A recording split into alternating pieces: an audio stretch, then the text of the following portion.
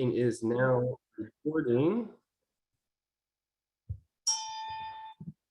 All right, hello fellow Rotarians. My name is Reed Miller and I am your president of the Rotary Club of Portland. Welcome to our weekly membership meeting. I will now ask that you all join me in reciting the four-way test. Number one, is it the truth? Number two, is it fair to all concerned? Number three, will it build goodwill and better friendships? And number four, will it be beneficial to all concerned? I know that golf tournament last week was absolutely beneficial to all concerned. Thank you so much to Nihad and all of our sponsors out there for the golf tournament. I had an absolute blast out there. It was a lot of fun. We had great weather, a bunch of smiles. I saw everybody having a lot of fun out there. So thanks again, Nihad, for putting that together for us. And at this time, I would like to ask any Rotarians who have invited a guest to please raise your hand so that you can introduce your guest to the club. If you are a visiting Rotarian who came on your own, please raise your hand and introduce yourself or let us know that you're here in the chat box. Do we have any guests today?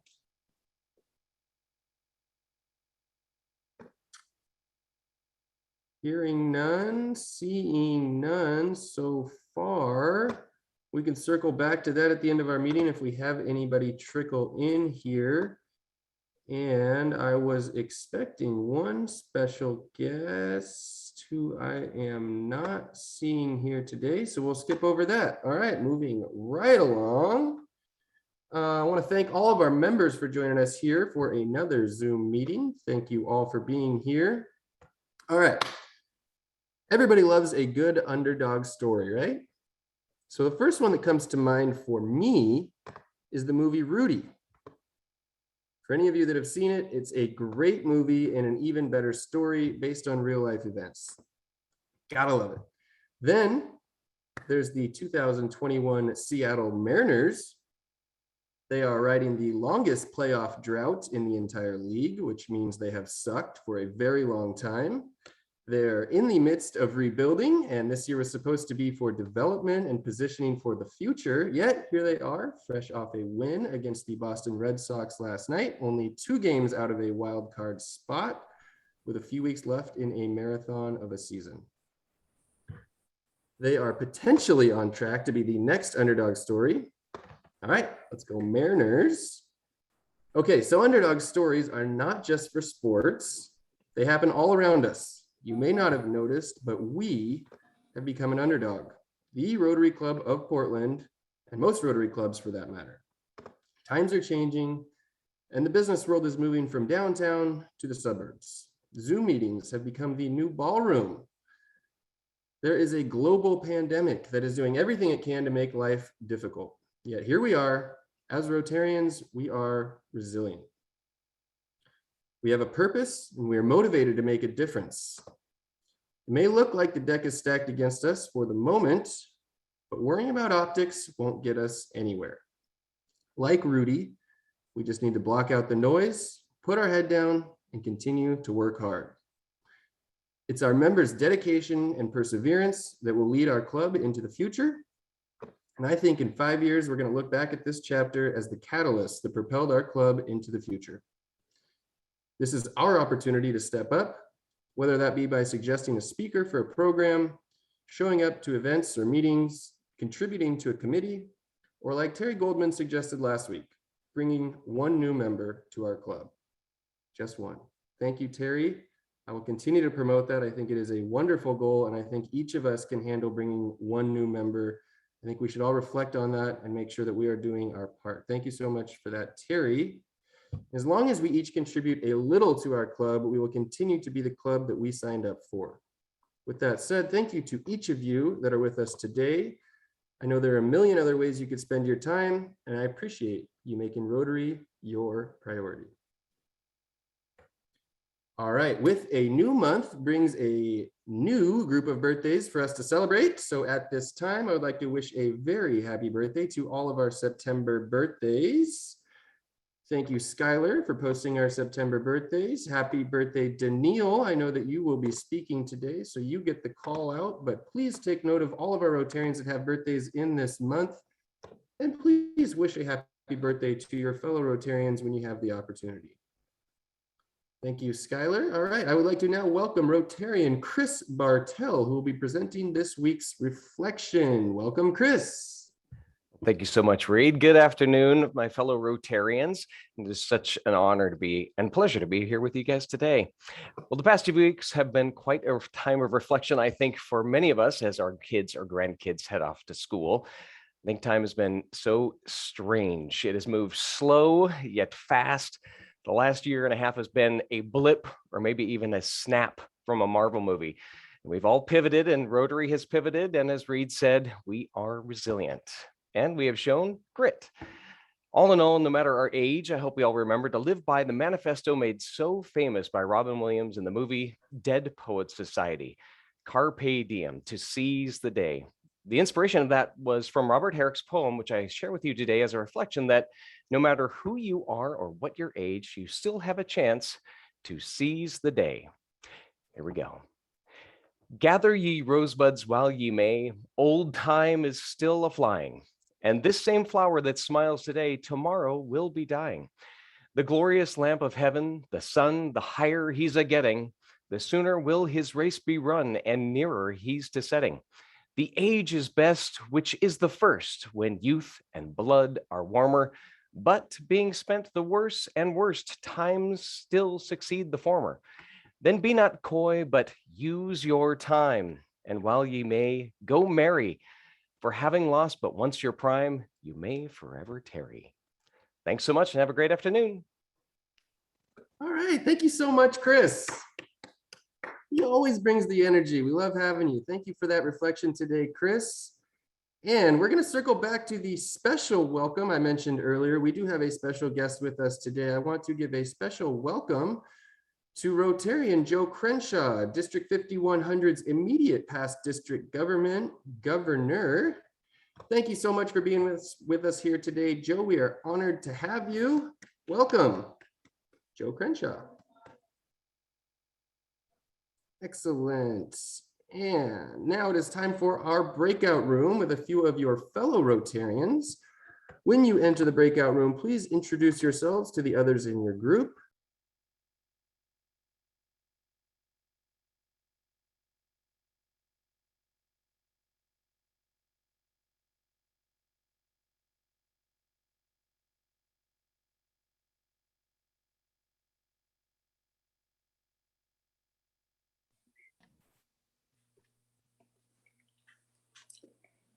All right, welcome back. And I apologize for being a bit distracted here. We just had so many underdog stories that were so great. We were finishing off as we got kicked out of our breakout room. Scott, I know you'll appreciate this one with Stanford beating USC over the weekend. Yay! We'll get our shout outs there. I apologize for the USC fans in here. I know we have one or two of them and they're looking for a new football coach. All right, well, anyways, back to the program. I hope you all enjoyed your breakout rooms and the opportunity to interact with your fellow Rotarians. And now please welcome past President Daniil Banks as your chair of the day. Thank you. Thank you, Reed, and good to see everyone this Tuesday. Our speaker today, Lisa Broderick, is the founder and executive director of Police to Peace, better known as P2P. And she leads this national organization to help communities reimagine how they would like policing and public safety to be. Lisa comes from a career in the high-tech industry where for 3 decades, she helped bring new approaches to society through innovation. But Police to Peace is now her passion, and she works tirelessly. Believe me, I know this.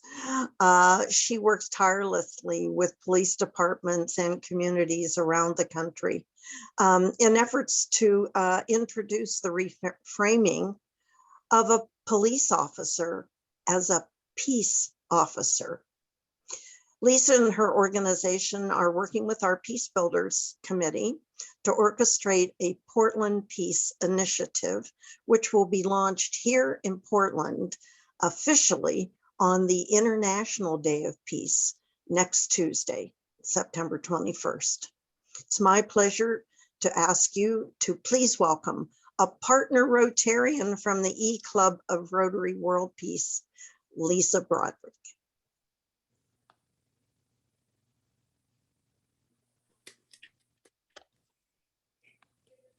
Thank you, Danielle. That was awesome. I'll just check my internet.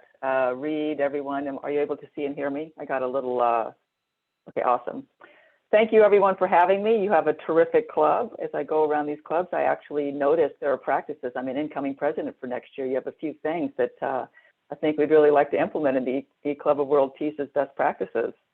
So thank you so much for having me.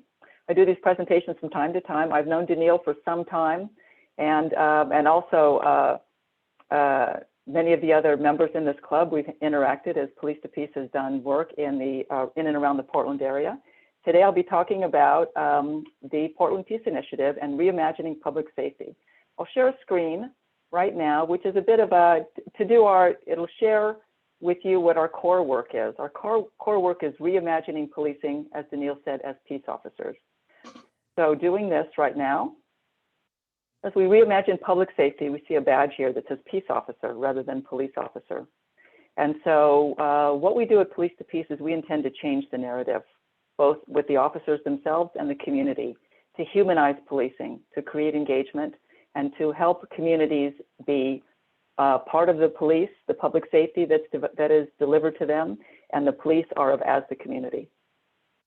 And so clearly, public safety is in crisis in the US. There's a crisis of trust and confidence. These are actual photos. Significant negative narrative around the police. With that said, when we don't have them and we need them, then we're in terrible trouble. The defund the police movement is a meme, it's a slogan, it's all kinds of things, but people don't really know what that means.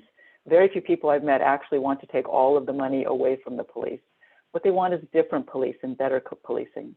And also, as I answered in the breakout room, there's a lack of national coherence around policing. The federal government does not govern policing really at all. The George Floyd Act, which is a wonderful model, provides for funding, the withholding of funding if local police agencies don't do anything, but they can't have federal laws which govern city, state, and county policing. Only the city, states, and counties do that, and there are 18,000 agencies around the nation. So what can be done to reimagine public safety? Well, we think we can rediscover the positive in policing, the beginnings of policing as peace officer. This term, peace officer, comes from the 1800s in England, where policing was community-led, and it came to the United States. Obviously, as we now know, policing grew up differently all over the nation.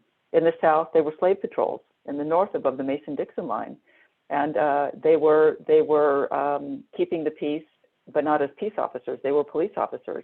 West of the Mississippi, there are typically peace officers in every state. So how do we reimagine the true purpose of policing? How do we promote policing with the idea of facilitating community engagement, community purpose? Well, we believe it's peace officer. So this is interesting. There's a very recent poll. Only 1 in 5 say the police treat people equally. I think we would believe that. But that says worries of crime surge. This poll was done a month ago. But the percent of people who supported, and this was broadly around the United States, not just people of one ethnic, socioeconomic, or racial background. Defund the police was only 1 out of 5, right?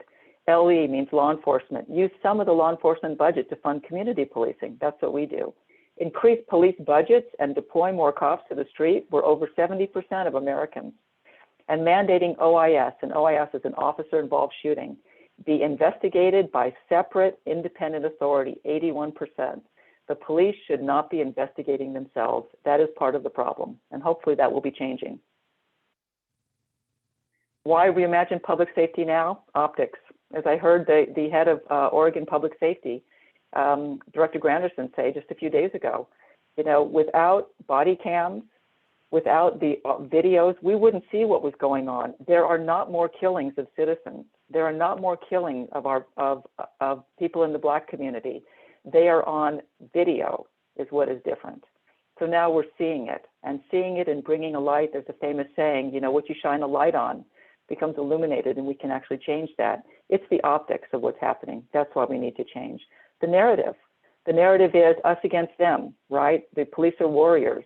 Well, the police should be guardians and warriors when they have to, right? Changing the police is on the minds of almost all Americans.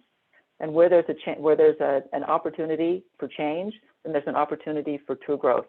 And we believe that we're going to be part of that. Now, this is interesting. Here's the evolution of public safety in policing. So around 1800s was the first East Coast Police Department. There were not police departments before then. Then Vollmer, he was sort of the father of modern policing, not really community policing, but policing in general. Community policing began in earnest in the 70s and had its height in the 1980s, right? Boom, 9/11, focus on terrorism. Anti-terrorism took grip in the 18,000 agencies, and they needed to combat terrorism.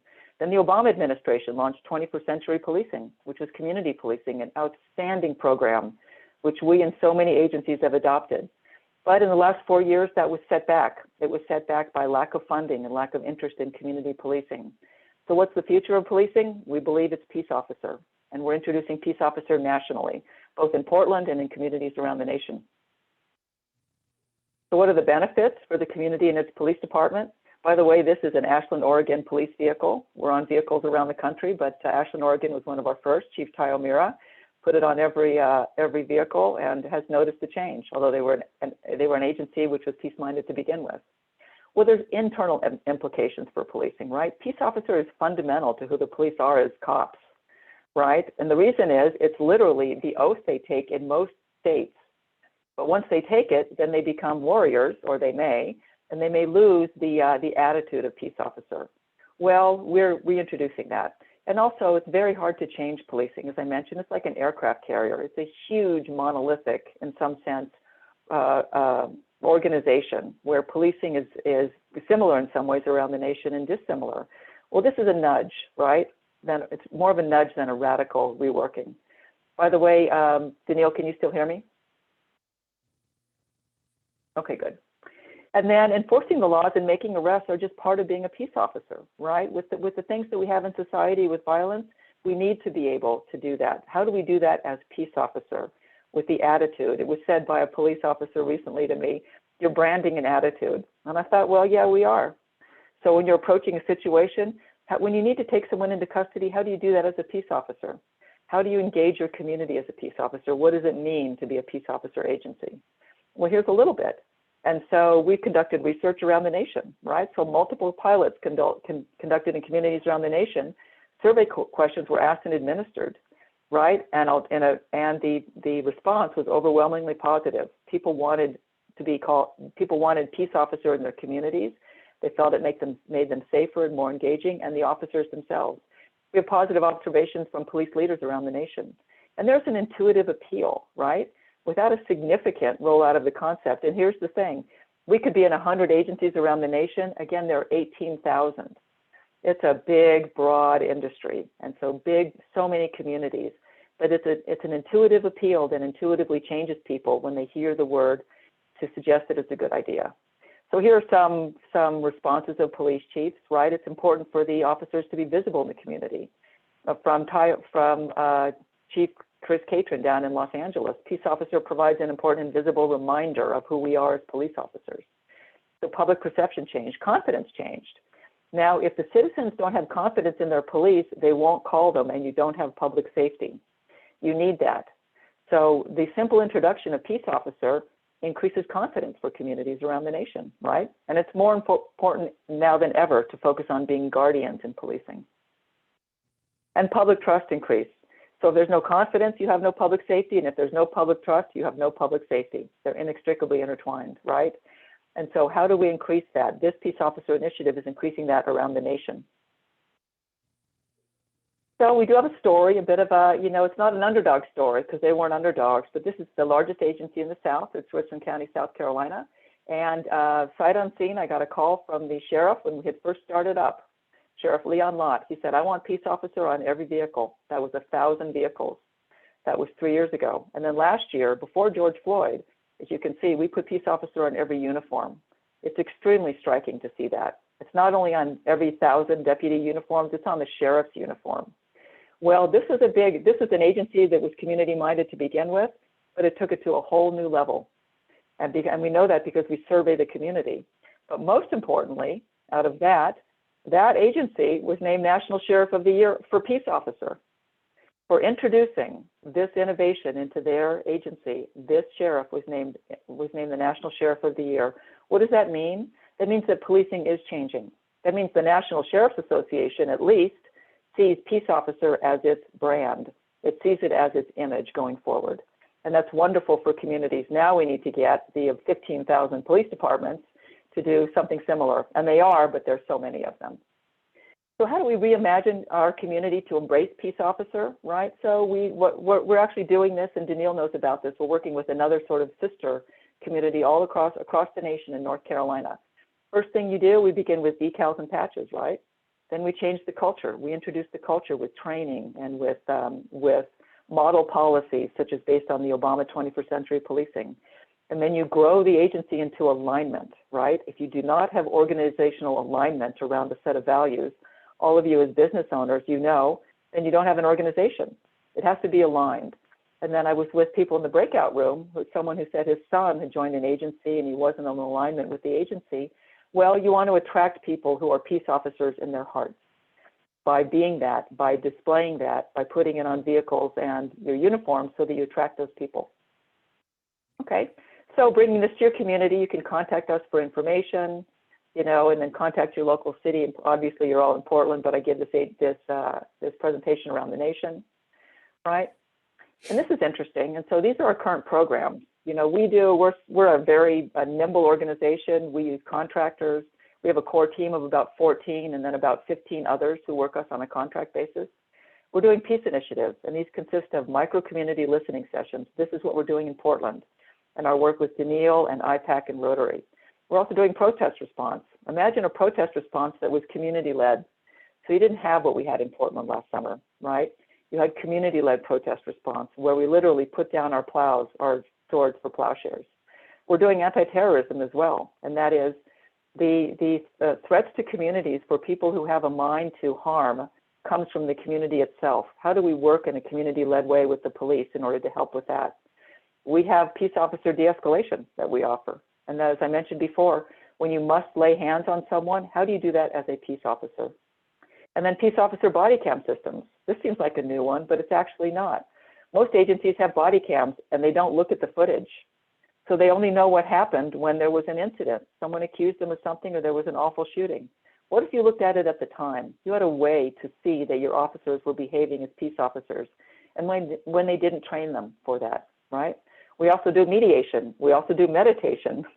We do miscellaneous other programs, such as a children's book for policing, which we're writing with police agencies in New Jersey. And that is our presentation. Thank you very much. What I'd like to do now is I'd like to show a brief video, and I think we'll do that locally because the video has music associated with it. This is a video that we have out in the community, and we're just beginning to show in order to convey the real gravitas and the hope for the future of what we can do. So Skylar, if you're able to share the video, that would be great.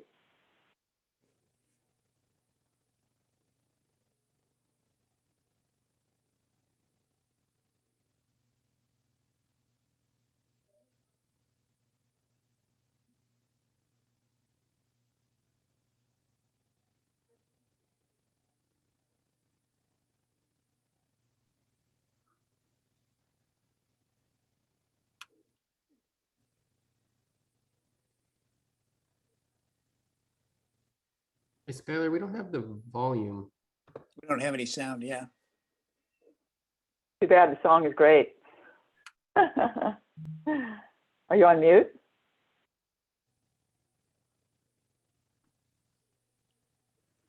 You know what I'll do as well? I'll put it in the chat. It's about 1.5 minutes. It's a really sort of lovely description of the future and what we can become.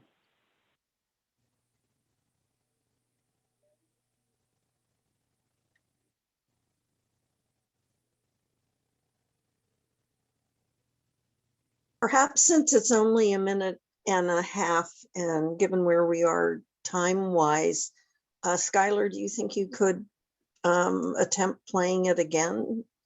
Try this out. Yeah, sorry, I don't know what is going on here. I didn't realize it wasn't, I couldn't, yeah, it's playing loudly here, so So I couldn't hear you guys say anything. Too much for Zoom. Let's see. But we tested it out prior to the meeting. We So we know did. it can work. Okay, let me just. And what's interesting is if you're going to reach out to your police agency or your city, you know, or again, if you are obviously you're all from Portland. With that said, when I do this around the nation, it's a good opener, right? And I put it in the chat in case people wanted to play it for themselves. Yeah, does anyone know how to make it so you can share sound? I feel like usually it just, in my experience, it's just It does. automatically done that, but. It might be a setting in your share screen options when you go to that. If you look at like the options, I think it might be in there. I'm in the advanced sharing options and I'm not. Well, I tell you what, while Skylar is working on getting that set up, does anybody have any questions in the meantime for Lisa?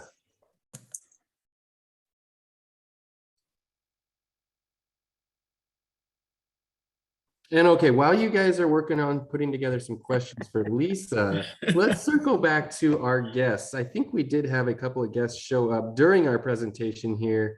And I want to make sure that we recognize all of our guests and they have an opportunity to introduce themselves. So Sure. do we have any new guests with us that missed out on the first introduction? Thought I saw a couple in there. Are they hiding from us?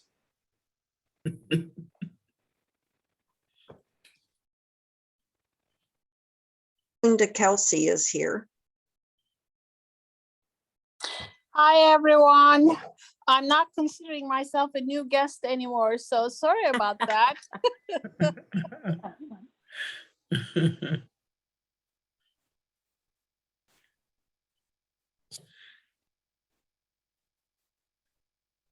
And our immediate past district governor, Joe Crenshaw, do you have anything you'd like to share with us today? Thank you so much for joining us.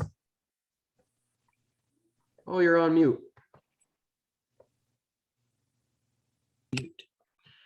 Yes, I was here earlier. I said that it was really good to be here, and I was in the session talking about some of the good things, some of the, what we call it, the underdog statements for today. So we had a very good discussion. But I would like to ask Lisa a question regarding the police department in South Carolina. Have you seen any results, Lisa, in some of the things that were happening there beforehand? And since you have indicated that they are peace officers now? Well, yes. And so the work that we do is both, we do research, which is both, they call it mixed methods. For those of you who know about research, it's quantitative and qualitative.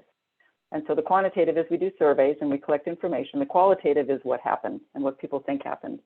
I think the biggest change would be bad things happen. People make mistakes and bad people are part of police agencies. What do you do when that's true? And so what you can do is you can be honest about it and have transparency at the time. And so District Governor Crenshaw, I would say that one of the biggest changes is they know that that happens and they don't hide things. It is the worst thing that an agency can do is to hide something when something bad happens, when the community needs communication and healing and a transparency. And that transparency now pervades the organization to the point where they have a Citizens Advisory Council. Out of 3,000 sheriffs, there's only 14 in the nation. And they have one, and we're helping set up another one for another agency in North Carolina. So transparency, when things happen and there is a shooting, which is an awful event, would be something that a way that the agency has responded, because it's human. It's human to understand that the public needs empathy and compassion when tragedy has occurred, and just be honest. Good. Thank you. It's good to know. And I think we're going to have time for just a couple more questions, but I believe, Skylar, do we have the video queued up? Yeah, I'm already got it all figured out, I hope. All right, rock and roll. And then we'll come back for another question or two. And then we have a quick update from Drew Henry McWilliams, and then we'll be on our way. Okay, here we go.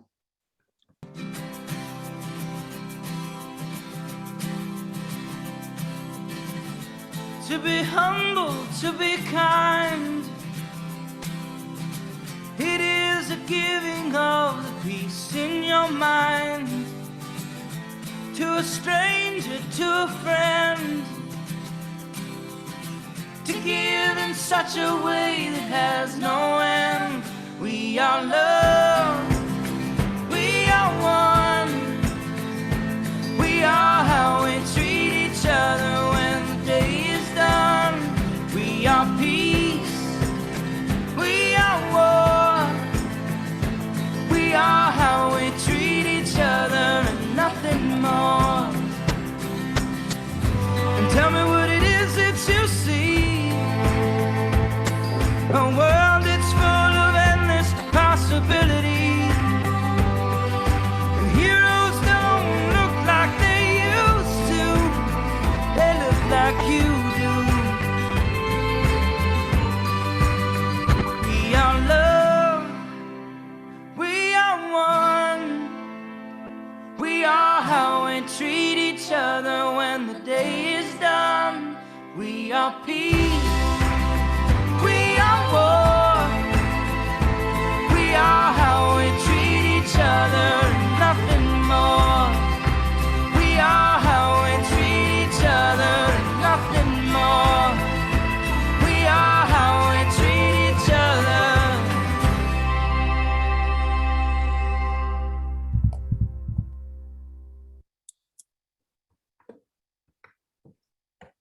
Hey, that was an awesome video. Thank you so much. I'm glad we were able to get that with the volume. And do we have any other quick questions here before we have a quick update? I think we have just about 3 or 4 more minutes here. Drew, did you have a question? Yes, quick question. What is your take on vaccine mandates and public safety peace officers? If you have anything to offer around that. What was it about mandates, Drew? Vaccine mandates and pushback Vaccine, from oh. some area police unions when they are public Right. safety peace officers, police officers. Yeah, thanks. Well, so I will announce, so the E-Club of World Peace, and Danielle knows this, we shared this with her, we applied for the Rotary Program of Scale Grant. And along with Institute for Economics and Peace, many of you know them, they're a global Rotary partner. And the theme was, peace is a vital sign of public health. Because together, what we know about COVID is that public safety and public health are inextricably intertwined in a way that we can never turn away from again. And so actually, we introduced Peace Officer into South Carolina in response to the COVID pandemic, so that when people needed to be intervened, shepherded, whatever they needed, and this is in March of 2020, there was a peace officer at your door rather than a police officer, just because it makes it more human that we could connect with that. We believe they're inextricably intertwined. We believe that peace is a vital sign of public health, and that public health and public safety are one. And we can get through this together. As the video says, we are how we treat each other, because there's no me in team. Right? We need to all be part of this together. And that is the basis of our work. Thank you for the question, Drew. Thank you, Drew. Thank you, Lisa. Do we have any other questions here before we move on? Looks like we got another one, Bob. Yeah, I've been reading on inherited trauma, which is just fascinating to think about the generations of people that have been mistreated by police and how that can impact a child 2-3 generations later that's never even met a police officer. So I love the idea of making this transition from police to peace, but they still look and sound like police officers. What if you could do anything like in the next 20 years to transform how police look? What are your thoughts? I mean, is there a different color of uniform? Is there a different style of uniform? What can we do to kind of address some of this inherited trauma that impacts children that have never even met a police officer, but you pretty much know how they're going to respond when they do? Right. Well, Bob, that's a great question, and it has been tried. Light blue cars, white cars, right? Blue uniforms, black uniforms, tan uniforms, all of that. I would say it's not so much the uniform, but it is the wording. And that is people we've known for generations that, you know, when Pepsi wants you to think something is cool and refreshing, they tell you that, and then they put it on a billboard so you would read their product. So words are a little different than uniforms. The police need to look different so that they can be identified in a crisis. That's why they do that. Have they militarized? Absolutely. Did 9/11 really advance that militarization? Yes, it did, for anti-terrorism reasons. To go back to humanism, what we would like to see is peace officer, number one. But there's also, there are two parts to your question, the trauma. We're actually working with an organization which delivers trauma-informed curriculum, right, and to public school systems for exactly that purpose. Because to catch trauma at the public school system, at the grade school and the high school, because the teachers have been trained to see that and help young people adjust and get what they would need in terms of trauma treatment, whatever the trauma could be. It could have been at home, it could have been police related, is essential for our public health. Thank you. I just wish that there was a way to somehow on a national level address this inherited trauma and change the experience of our great grandkids of all colors. I don't know. Yeah, I pray for know. something like that. Well, as I said in the presentation, it's an aircraft carrier with 800,000 officers. I think we nudge before we baton them. And the nudge is peace officer. They're peace officers anyway. That's why we think this is so powerful. Excellent. And any more questions? We may have time for just one more, if there's any last questions. Otherwise, I think we're about ready to wrap up, and we will do so. So thank you so much, Lisa. I'll say one thing, Reed. Yeah, please do. I'll say one, if I may, Reed, and that is specifically for Portland. You know, the presentation was about reimagining public safety in Portland. What is being done with IPAC, with Portland, with Rotary, with the Police Bureau is to reimagine public safety through these micro community listening sessions, meaning going out into the communities, having hundreds and hundreds of individual conversations among police, public safety, other community members, communities impacted by violence, communities of color, so that the humanism can begin to develop. That's going on in Portland, and as Daniil said, will be announced on September 21st. That is a powerful, powerful healing tool when we can all see each other as human beings. And Portland is the first city in the nation to be doing that. So you truly are a beacon of hope and peace in terms of what you're doing, and Rotary is behind it. So kudos to Portland Rotary, to Neil in particular, IPAC, the City of Portland, and the Police Bureau for wanting peace and for going out and helping find it. What we do at Police to Peace is we just make it so. So we're the implementers. Awesome. Well, thank you so much for that, Lisa. I appreciate you making that connection, and something that we can all connect with as a member of this Rotary Club of Portland and a member of the community here in Portland. And thank you so much for Daniil, for everything that you're doing as well, Daniil. And again, thank you, Lisa, for taking the time to be with us today. And we're going to move on now. We do have one more quick update before we get out of here. So I'm going to welcome Drew Henry McWilliams for a brief update on our upcoming Project 2020 appreciation event. Welcome, Drew Henry McWilliams. Hi, Reed. Thank you. In 30 seconds, the event that is to really deeply express gratitude and have Rotary members who had donated to get to see the Rotary Youth Center and the grounds adjacent to it. Certainly COVID and the governor's mandate have influenced us in some ways that I just need to highlight. We're still having the event, but since we are a healthcare facility, my understanding that I learned today is that some people who've registered were thinking of bringing kids unvaccinated, and we really don't want to do that. Everyone has to wear masks, even outside with this event, but I want to discourage folks from bringing kids. We've got our own kids that, you know, are kind of here because they have to, because of the needs that they've got versus those that don't have to. So I don't know how else to say it, but to be direct, that we want to discourage. And Maria isn't here today, so I haven't gotten to touch base with her, but we'll do so right afterwards. So it's just something I learned today.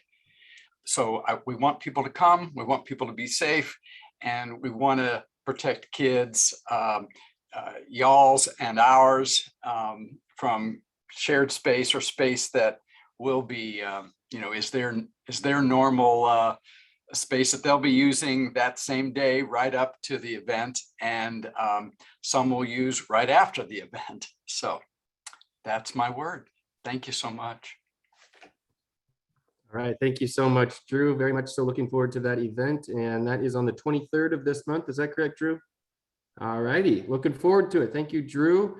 And next week, we will be meeting right here back on Zoom at noon on Tuesday, September the 21st. Next week's presentation will be from Lori Miles Orland, speaking about Miles Fiberglass. Please don't forget, if you have a speaker idea, please reach out to Dev Dion, who is the chair of our program committee. We are always looking for great program ideas, and our programs depend on our members taking the initiative. So thank you very much for all of your great suggestions. And I want to thank our guests who joined us today, one or two of them, but most importantly, well, not most, let me back up there. Thank you so much to our District Governor, Joe Crenshaw, for joining us. Thank you to all of our guests for joining us today. And thank you so much to Chris Bartel for today's thoughtful reflection. Thank you so much to Danielle Banks as our chair of the day today. And also thank you for all of the great work that you're doing in our community, Danielle. Thank you so much to Lisa for your presentation today. I really enjoyed learning more about the Police to Peace and the work that you do to improve our communities. And I love the idea of the peace officer. What an awesome concept. Lastly, I'd like to thank everybody behind the scenes for helping our program run so smoothly. Thank you to Skylar. Thank you to all of our committee chairs. Thank you to all of our members for everything that you do. And as we close today's meeting, let's all remember why we're here. We serve to change lives. Let's continue to focus on the lives that we change and continue to step up and to do the right thing. Thank you all again for joining. This meeting is adjourned.